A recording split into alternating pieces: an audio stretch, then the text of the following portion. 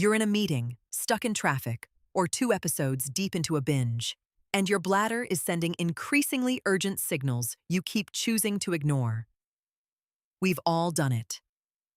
But have you ever wondered what's actually happening inside your body during that desperate, cross-legged standoff between you and your bladder? It turns out there's a quiet, fascinating war going on between your muscles, your nerves, and your brain. A war you can win, but only for so long. Your bladder is one of the most surprisingly sophisticated organs you own, and holding your pee reveals just how clever it really is. So let's decode exactly what unfolds when you tell your body not yet, and how far that simple decision can stretch before things start to change. First, meet your bladder, a hollow, muscular, balloon-like organ that's far more elastic than you'd guess. When empty, it's a small, wrinkled pouch tucked behind your pelvic bone. As urine trickles in from your kidneys through 2 tubes called ureters, the bladder slowly expands, its walls thinning and smoothing out like a balloon being filled. A typical adult bladder can comfortably hold around 300 to 500 milliliters, roughly a couple of cups, before things start to feel pressing. Stretch receptors woven into the bladder wall are constantly measuring how full you are, sending updates up your spinal cord to your brain. The truly remarkable part is that your bladder can keep stretching well beyond comfortable, which is exactly why you're able to hold it when life demands you wait. So how do you actually hold it? This is where your nervous system performs an elegant balancing act. At the base of your bladder sit 2 valve-like rings of muscle called sphincters. The inner one works automatically, while the outer one is under your conscious control. It's the muscle you deliberately squeeze when you decide to wait. As your bladder fills, those stretch receptors fire harder, and your brain responds by keeping that outer sphincter clamped shut while telling the bladder muscle itself to stay relaxed. It's a constant negotiation. Your prefrontal cortex, the rational planning part of your brain, essentially overrides the urge, saying, "Hold steady, we'll deal with this later." This is why a fully toilet-trained adult can ignore signals that would be impossible for a toddler to control. Now here's where it gets interesting.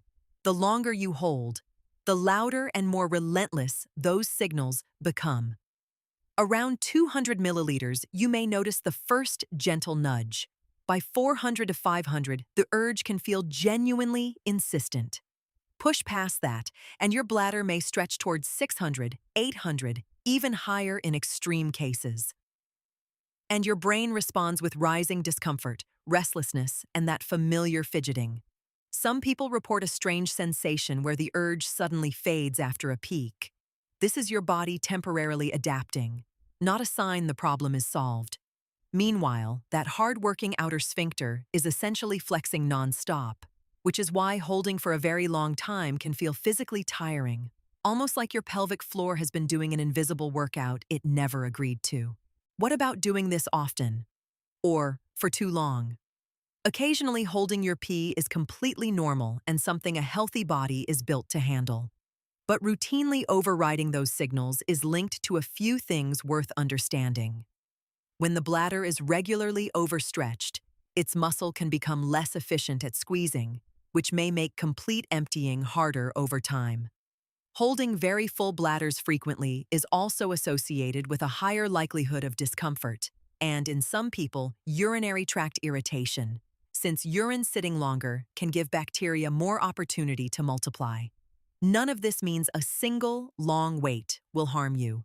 Bodies are resilient. It simply means your bladder works best when you respond to its signals reasonably, rather than treating holding it as your default daily strategy. There's also a beautiful feedback loop most people never appreciate.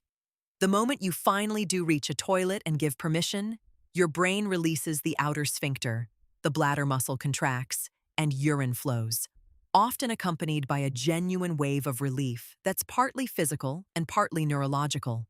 Some scientists have even explored why a very full bladder can affect concentration and decision-making, since your brain is quietly devoting resources to the holding effort. That distracted, can't think straight feeling during a long wait is real. Your bladder, in other words, isn't just plumbing.